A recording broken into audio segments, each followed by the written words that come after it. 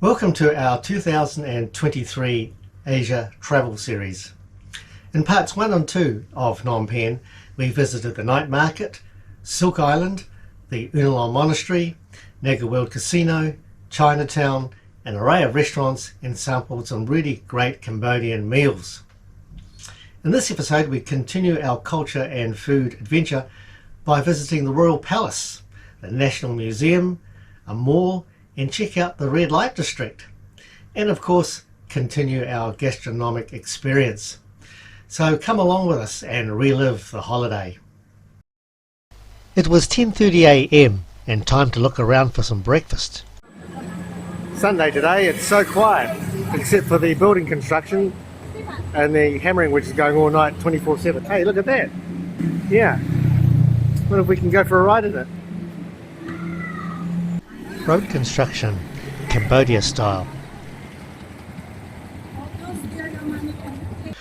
On the spur of the moment, we decided to have brunch at the JC Vegetarian Restaurant, one of our favourites.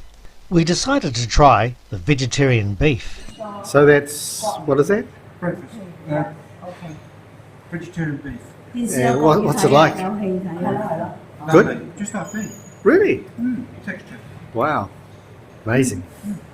It looks like beef, it looks like pork, it's not. Usually, or they all make it by the beans. After that delicious meal, we needed to sort out money matters. Okay, I've just changed some money, and here's the 50 grand I owe you. Thank you. What's that? 50 grand. How much is that worth, roughly? 50 grand. 50 grand would be roughly $20. After about a microsecond of discussion, we decided to go to the National Museum. Comfortable? So we've managed to negotiate a 1.5k ride for 4,000, which is about $1.50 NZ. Yeah. Not too far. No, it's about 1.5 kilometres. It's going to be a shaky video. Yeah, that's the way it goes. Take a video. Shaky. We got the driver to drop us off outside the Royal Palace Park, and we walked around to the museum. On the way, we were quick to obey the country's laws, and we felt really welcome. At $10 per person US entrance fees, Teresa and I decided to enjoy the museum's cafe, but Chris, being an art lover, decided to go in. The National Museum houses one of the world's largest collections of Khmer art, including sculptural, ceramics, bronzes and ethnographic objects. Its collection includes over 14,000 items from prehistoric times to periods before, during and after the Khmer Empire, which at its height stretched from Thailand across present-day Cambodia to southern Vietnam. As fascinating as it is, unfortunately we don't have time to describe all 14,000 objects, except to say we looked at some old relics, a couple of loose cannons outside, and some typical Cambodian architecture. After visiting the museum, we walked around to the entrance of the Royal Palace, where we thought we were getting a royal welcome. Hey Chris, they're putting out the red carpet for us. Yeah, I think it must be. Yeah. Yeah, I think we're just a bit early for it.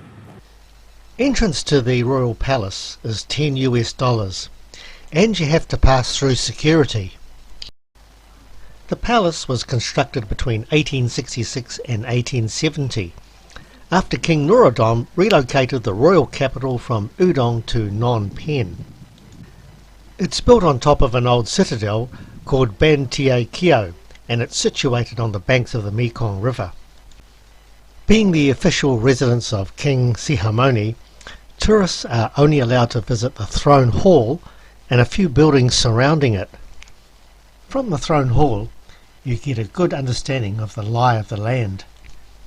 No photos of the inside of the hall are allowed, only the outside. One of the buildings had a display of contemporary clothes. The Silver Pagoda is inlaid with more than 5,329 silver tiles. After looking around at the buildings and architecture, we went to the exit point thinking we were going to exit the palace. Went through an exit thinking it was the exit to get out of the palace, and here we are in another section of the palace.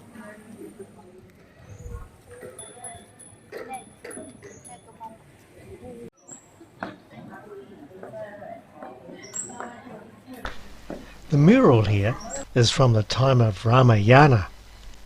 In the courtyard are also several Buddhist shrines.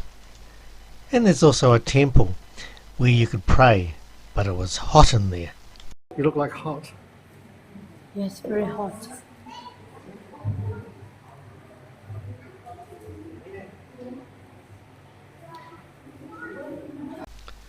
On exiting the palace grounds, you pass a few more exhibits, and toilets are available as well.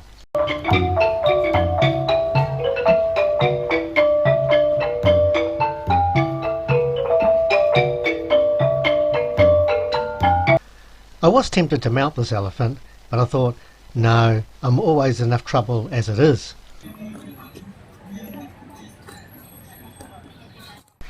What a great time at the palace we had. We decided to visit a mall. Aeon Mall was close by. We work out the price of getting there using Grab, and then we offer a little bit less for a tuk-tuk. That way we don't get overcharged. We had a look around at the shops, and in the supermarket Chris and I bought some wine, but it wasn't very interesting for us, so we focused on the food. Okay, yeah, you go back to seat. Okay. It took us a while to figure out how to buy something, so I bought this salad and shared it with Teresa. It was quite nice. Okay, after all that, that's the results. Delicious. Delicious. Good.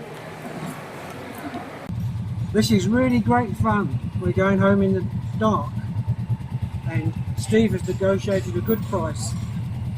12,000. 12,000. Who's going to pay? US. Who's going to pay? Victoria.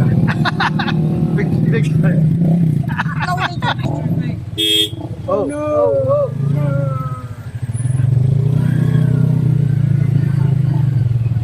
Another touch. It's like playing touch rugby, I think. Yeah, dodgems. Dodgems.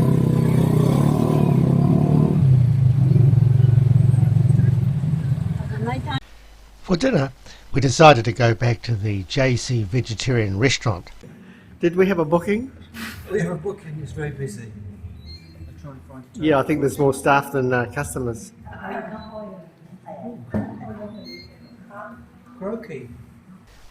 We decided to order vegetables and vegetarian fish, and the meal was absolutely delicious. Man, this looks like a fish, but it's not a fish. Yummy. The night was still young, so we decided to walk to the red light area.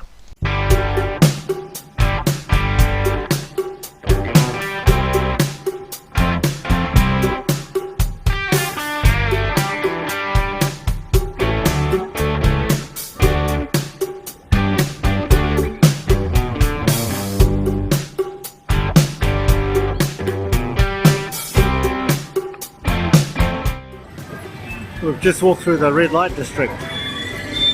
Lots of pretty girls. Another great day in Phnom Penh.